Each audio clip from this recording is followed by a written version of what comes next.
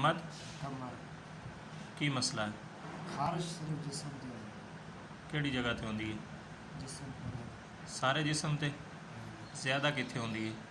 हाँ वैसे बाहों की सुक्की खारिश है वैसे ना देखे ना पहला दाने बाहर ਕੋਹਨੀਆਂ ਤੇ ਜ਼ਿਆਦਾ ਹੈ? हाँ जी, ਹੋਰ और कोई बस ਉਂਗਲਾਂ ਦੇ ਦਰਮਿਆਨ ਹੈ? नहीं ਨਹੀਂ ਹੈ? ਥੱਲੇ ਪਾਸੇ बाज़ आते सीने पे ਸੀਨੇ ਤੇ ਹੁੰਦੀ ਹੈ? ਅੱਛਾ, ਕਿਸ ਟਾਈਮ ਹੁੰਦੀ ਹੈ?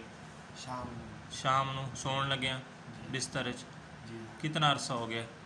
पहले टीके लगा कर 6 महीने हो गए 6 महीने हो गए ने? अच्छा अच्छा। दर्द थे कल काम तो आए हैं ना ਕਿੱਥੋਂ ਲਵਾਏ ਨੇ ਟੀਕੇ?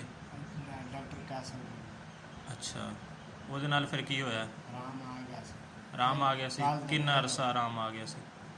उस तो बाद 1.5-2 महीने आराम रहा अच्छा। फिर होने लगे कल ਕੋਈ आए ਕਰੀਮ ਸ਼ਰੀਮ ਕੋਈ ਲੋਸ਼ਨ ਵੀ ਲਾਇਆ ਕਿ ਨਹੀਂ? नहीं क्रीम श्रीम मिला ਘਰ 'ਚ ਕਿਸੇ ਹੋਰ ਬੰਦੇ ਨੂੰ ਹੈ?